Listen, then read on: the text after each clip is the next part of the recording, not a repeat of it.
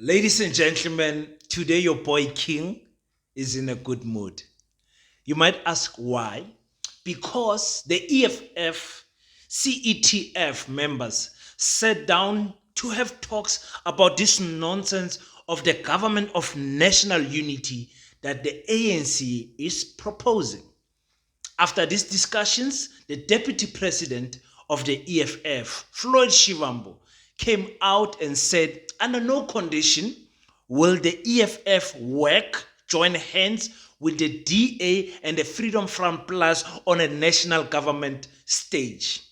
This brought so much joy to me. They are now forcing the ANC to make a decision whether they want to work with black progressive parties for black agendas, or they want to have a mix of white parties and those parties that have sold out to the Oppenheimers. Now the EFF is saying they are not going to make the same mistakes or not be part of the same mistakes that the ANC made in 1994 with Mandela. Let's talk about that and much more. Welcome to King Said So, Africa's one land, one language, one currency, one army on King Said So. Africans can unite. Your Pan-Africanist podcast. Enjoy. Peace in Pan-Africanism to all my African brothers from all around the world. Welcome back to King Said So. I'm your host, King053, Mr. Easy Imali Eneng. And we're back at it again with another one. And before I do that, let me start by honoring and acknowledging the people on the comment section. I see Lesotho is on the comment section. My Lesotho people, thank you so much. I love you. Thank you for the support. South Africa, always on the comment section. Thank you so much. I can never say thank you enough to Zimbabwean people on the comment section. We love you, our Zimbabwean people. And also Botswana is always on the comment section. I see Nigeria on the comment section. The UK, my people in the UK are on the comment section. They're actually in my DMs, in my emails and my personal numbers, and the US on the comment section. So I thank you so much, my brothers and sisters. I can never forget also those brothers in the Caribbeans that are also there in the islands. Thank you so much, guys, for the support on King Says So. Well, today we're talking about the EFF. The EFF, the mighty EFF is finally speaking the language that I understand as a Pan-Africanist. I hate it when we as African parties have to dilly-dally and tippy-toe around people's emotions to get votes. I honestly feel like towards the tail end of campaigning, the EFF adjusted its tone. I won't say changed its tune, but adjusted its tune a little bit.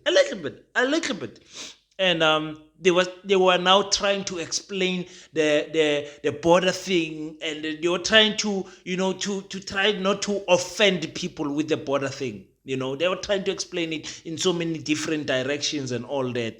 And I was like, no, you don't need to explain this thing. African people and the EFF people get what the EFF is saying. So today we have a situation where the ANC has come out and said, we are going to have a government of national unity. In this government of national unity, we are going back to our thinking of 1994, where we're going to invite all the political parties who are willing to talk to the ANC. And we are going to say to you guys, listen, let's work together. Remember, this is the white monopoly capitalist strategy. Have all the political parties fall underneath 50%. And then fund small parties so that they can constitute some chairs in the government of national unity, so that you can have as many voices as possible in that government of national unity. But the EFF is saying, "I corner, no, we're not going to play that game with you guys." They say they oppose 100% the government of national unity. Let's hear what Floyd Shivambu said. Is Floyd Shivambu a doctor now? Or is he just a master's? Okay, let's hear what he said. This issue of the government of national unity, we are opposed to the government of national unity in as far as it resembles what was concocted in 1994. So if you were to check the outcomes of that government of national unity of Nelson Mandela, it had F.W. de Klerk as an executive deputy president. It had Pik Botha as a minister of mineral resources and energy. It had Andre van Niekerk as the minister of land and agriculture. It had some mayor from the National Party as minister of the environmental affairs and water affairs. And even he had in social development a minister which came from the apartheid establishment. We do not want to form any part of a government with representatives of the white colonial and apartheid system. And we think now that through fair observation and what got to happen with the Democratic Alliance and all these minority white parties, they represent that agenda. That is why the beneficiaries of the white capitalist and apartheid colonial establishment exclusively funded the Democratic Alliance and all these puppet parties. A lot of resources, hundreds of millions, were invested not just to fight the ruling party, the ANC, to fight against the economic freedom fighters, where you had political organizations who dedicated their energy, their resources, human capital, and everything else that they dedicated was against the economic freedom fighters. We are not going to form part of any government with the Democratic Alliance. We're not going to sit alongside the Democratic Alliance and Freedom Front Plus in government as the economic freedom fighters. And we are not desperate for positions in government. We're not going to do everything in our power so that we're appointed into cabinet or we become speakers of parliament and all of those things. We're not going to sit alongside the land thieves. We're not going to sit alongside the people who got to benefit unlawfully for a very long time from colonialism and apartheid. We're not going to sit alongside them and constitute the government of South Africa. If the ANC wants to choose that route, they can go ahead and do what they did in 1994. And we know what are the consequences of what happened in 1994. Black people and Africans in particular remain on the margins of economic participation in South Africa.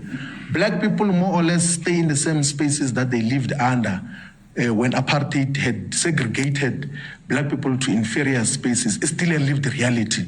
Racism is still a reality. Poverty of our people is still a reality because of this government of national unity. If there's going to be any government of national unity, there must be clarity of what unity, what are you uniting on? And our agenda that we're placing is that it must be the land question that must be at the center of what unites whatever government is going to be constituted. It must be a common agenda to improve the lives of our people because our people are still on the margins of the economy. It must be an agenda to provide free education. Must be an agenda to protect workers' rights and interests, to enforce minimum wages in all the sectors where they are applicable. That is what the agenda should be all about. It must not just be about position sharing. It must be on principal issues that primarily emancipates and protects the interests of our people. Ladies and gentlemen, I have to applaud the EFF for taking this stance and making it crystal clear. Nobody can ask questions now. You know, people said that, but King, we saw with the elections, you were leaning towards Mkhonto Wesizwe. You guys do know I voted the EFF. You guys do know that, right?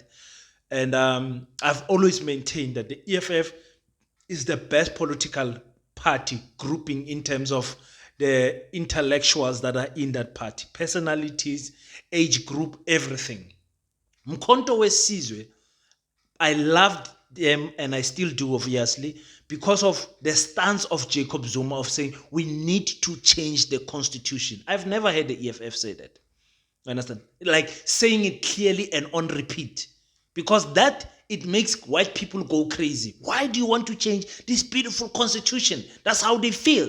The Mkhonto Wesizwe said we need to return the land. We need to, things that the Mkhonto Wesizwe was saying towards the build up to the campaigning of these elections.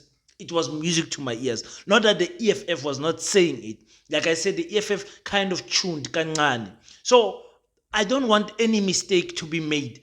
That's why I don't want to wear a political color or political head, a party head, because as a Pan-Africanist, I understand that even these parties are there to divide us as black people. And you guys can clearly see the division. When you are MK, EFF people don't like you. When you are EFF, MK people don't like you. When you are ANC, these people, because the system of dividing and conquering is working. So we might not agree with many things as intellectuals and as brains, as individuals. But one thing we must agree is that black people must come first. Whether whoever says that, if the PA says that, I'm with the PA. Not joining the PA party, but if the PA say black people first, I'm there. If the ANC says we must get land, I'm there, because I want black people's lives to change. Now, what I'm hearing here from Floyd Shivambu is that they will not make the mistakes of 1994. That Mandela, even after he had the majority, he won the election. The ANC won the elections in 1994. But he still felt the need to include white people and put them in strategic sectors. Strategic department, the Department of Agriculture, the Department of Water Affairs, like departments that have to do with mining and agriculture and all of those things, and land. Why did Mandela feel the need to put those people there? Obviously, CODESA. We can speak about that and for many years without ending. So white parties are not going to form. They are not going to form any government with, the EFF are not going to form any government with white parties. It's beautiful to hear such things. There is hope for black people when we hear such things. Total hope for black people when we we hear such things. And especially words like, we are not desperate for positions. Because the EFF was continuously saying, Ministry of Finance, we want Ministry of Finance. But now they are coming back and saying, listen, we are not desperate for that. We are not desperate for any position. If this nonsense is going to include our colonizers, those who hanged us, those who killed us, those who forced us to speak their language, if it's going to include them, sorry, but we cannot be part of that. And every EFF member is going to be happy about this. Let ANC form their government with white parties. It's fine. It's fine. Let them just form their government with those white parties. Action SA has said no, but they might change. They might change. I did applaud the Action SA for saying, we are not going to work with Cyril Ramaphosa and the ANC. I did applaud them because they are standing on their word. But how long political parties stand on their words, you guys know. We can't trust these guys that are getting 1.3 million per annum. So Black lives has not changed because of the Government of National Unity of 1994. We never got land. We never got minerals. We never got access to the financial sector. We never got significant access to the agriculture sector. Our lives never changed as Black people. So I'm happy that the EFF remembers its enemy. The EFF remembers its enemy. Why on earth the majority of proper schools are still teaching Afrikaans, even though they are in areas where Afrikaans is not the majority language? I don't know. Afrikaans is at most, when we include colors, is spoken by 15% of South African people. But it's the most spoken language because the rest of us have to learn it at school. So let's hear exactly what Floyd Shivambu is saying about the mistakes that Mandela made. President, you are making reference to a BBC old interview where he spoke about a government of national unity. But in a rock, he did say that if this government of national unity is what Mandela did, we are not part of that nonsense. That is what our position is all about. So refer to us as to like how we have been dealing with all of these issues, that if a government of national unity means that we must have Steenhuisen and Helen Zille who represent a counter-revolutionary agenda as government, we're not going to form part of that nonsense because we've got now proper historical trace, an account of just how disastrous was such an arrangement, where black leaders who are supposed to autonomously take leadership must tiptoe around white people in cabinet. Remember, when you are cabinet and government, to introduce legislation in parliament, it must be signed off by the minister. So if you have got a minister of land who is a beneficiary of the colonial apartheid land thievery, how are they going to introduce legislation that seeks to distribute land equitably? If you have got mineral resources minister who is part of the establishment, how are you going to transform the minerals sector, which is supposed to be benefiting majority of South Africans, but is benefiting a handful of few individuals, domestic and globally? So it's an issue which we are not going to make the same mistakes that were made by the 1994 group of Nelson Mandela and them, who thought that even when they had the majority that they had to include white people into government. We are not part of that nonsense. In any way, white people vote for one political party, 91% vote for the DA, and then sometimes when they're angry with the DA because there's got a black leader, they vote for the Freedom Front Plus, and then they go back to the DA. They've got their own establishment to protect their own interests. We're not part of that. We are happy that majority of potentially progressive black parties can constitute more than 2/3 of parliament, so that when we talk about the land question, we can still be able to amend Section 25 of South Africa's constitution to permit for expropriation of land without compensation, but also for state custodianship of all of South Africa's land. In the same way, the state is a custodian of all mineral resources and water resources. You know, in 1994, our African people were just happy that for a change, they're going to be able to walk in the streets and no policeman is going to stop with a dog and attack them, asking them about their dompas, their identification, if for those who are not South African, to produce their identification. You know, the fear our parents had just walking down the streets, especially at night. As a black person, at night, they find you at night just walking around. You have to answer so many questions that were not even fun. They will embarrass you in front of your children, beat you up, even lock you up. They don't care if you're a woman or you're a man. Those apartheid police did not care. So there was an element of excitement for that type of freedom, a freedom of movement, and of course a freedom of press, a freedom of a choice, political choice. You know, before 1992, 93, you could not even openly say I'm part of the ANC. You are going to get arrested.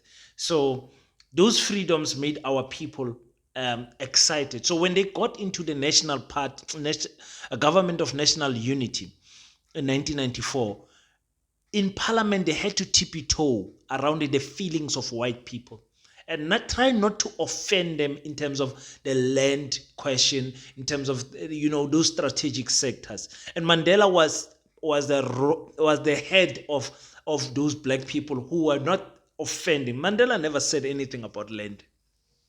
You can go and check the videos of him in parliament, of him as a president. He never said we want the land back. Never. And it was always a policy of the ANC to get the land back. You know, I think during Mandela's time, they said they will get 30% of the land back during his term. They never even did 5%. They never even did 5%. So, you know, we as Africans must remember who our enemy is. And 30 years is not a long time ago.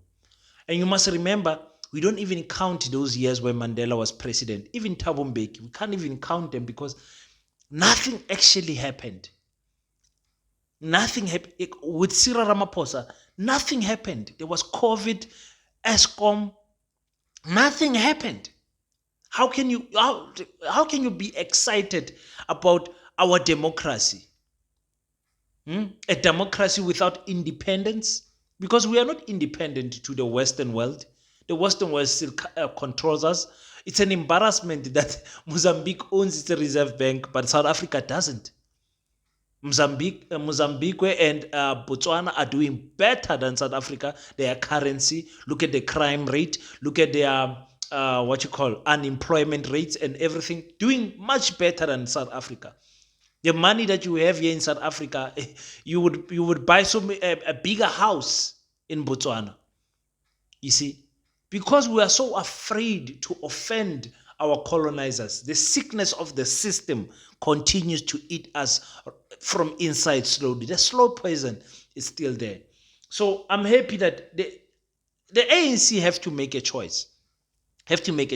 Because if they choose Mkhonto Wesizwe, the EFF, and they find each other on the table, they find each other, they go on the negotiation table and say, listen, let's just talk as black people. What is it that we want? And the ANC must tell us, are they going to reward Cyril Ramaphosa for dropping the ANC way below 50%? Not 48, not 45, not 40, not close to they only needed 3% or 5% here. 10%, that's what they need. 11%, that's what they need. Are they going to reward him? Is this thing of saying Cyril Ramaphosa must go really such a bad thing for the ANC? And looks like you guys will see with the video I'm going to do now of Colin Malachi talking nonsense. That small boy talking rubbish. Somebody tell Colin Malachi that his political career is in its last chapter. If he doesn't know, somebody tell him. I'm gonna tell him on that video. So Kulmana Colin Malachi. So I'm happy with the stance of the EFF. It's clear now. I don't want them to change. I don't want to see the EFF working with the DA ever again. Because the DA has made it clear that public enemy number one is the EFF. So, hey, the ANC is in another situation now. What type of government of national unity does not have the Mkhonto Wesizwe party that had 15% and the the EFF party that had 10%, 9.5%? Huh? Those two parties, that's 25%. What type of national unity do you have? And remember, Action SA is saying no, we are out. So there's people that are simply not going to work with the ANC because of the DA. This is so interesting, guys. This is really interesting. If the ANC chooses the DA under the umbrella of the disguise of national unity, what are you uniting on? What is it you can unite with the DA that bans your flag, that took the South African flag and turned it into their logo and purposefully left out the black color? Yes, you guys are full of jokes, yeah? Yeah, you're full of jokes. You're full of jokes. And funny enough that white people always vote for the Freedom Front Plus and the DA. And that is not tribalism. And for them, it's okay. But when black people vote for Mkhonto Wesizwe, it's tribalism. It's tribalism. We must stop these jokes, guys. We must really stop these jokes. So, again, let me say this in closing. I am a Pan-Africanist. I'm educating myself, training myself, and researching myself on walking this difficult journey of Pan-Africanism. I actually don't like the electoral system. I don't like this thing of parties and all of that. But that's what we find ourselves submitted to right now. So I maintain to say I don't have any membership of any political party. Never had, never will. Unless, of course, they come and say, King, we're going to make you deputy president. I'm just joking. But I'm just saying, whenever you are on this channel, come with a neutral mind. Leave your political party head out of this channel. This is not an EFF channel. This is not an MK channel. This is a Pan-Africanist channel where we advocate for one Africa, one land, one Africa, one language, one Africa, one president. That's where Africa must go. One Africa without any borders. Now we said the integrated advanced border system of Africa, one Africa with one court, high court, one Africa with one educational system, one Africa with a diverse health system, integrated diverse health system. That's what this channel stands for. Understand? So let's leave our political heads out. You guys can see that they are dividing us as black people. I don't like that. And yeah, that's just my stand on that. I will speak more about this because I don't want the division. To happen. If the ANC goes with white parties and whatever, and they manage to get over that two-third majority, not two-third majority, over that 51% plus, we as the people who are left on the outside must not be angry at our brothers who are forming a coalition with white parties. We must be angry at the system that allows them to do that. We have to use superior logic, guys. The system must change so that the system does not allow this. South Africa, we are not yet liberated, truly speaking. We are not really free when we don't control the financial system. The banks can close our accounts anytime without any reason. You can walk in the streets like Duduzane Zuma, but free. You are not in jail, but you are guilty of something that you are not convicted of in court, and they close your bank system. That is what is happening. So thank you so much, guys, for tuning in. Let's talk more. Actually might do a part 2 on this interview because it was almost 30 minutes long. I might do a part 2 on this one, but I have to talk to Colin Malachi quickly. Let me speak to Colin Malachi. Until we meet next time, don't forget to pray. And after you pray, stand up, African child. Do your best so that God can do the rest. Peace in Pan-Africanism. I salute you. Black Heart, the Hustle Continua. 100% good quality t-shirts, made to inspire your goals and dreams. T-shirts are now available at an affordable price. Place your order now. 068-473-6908. Instagram at Black7576. Facebook page Black Heart.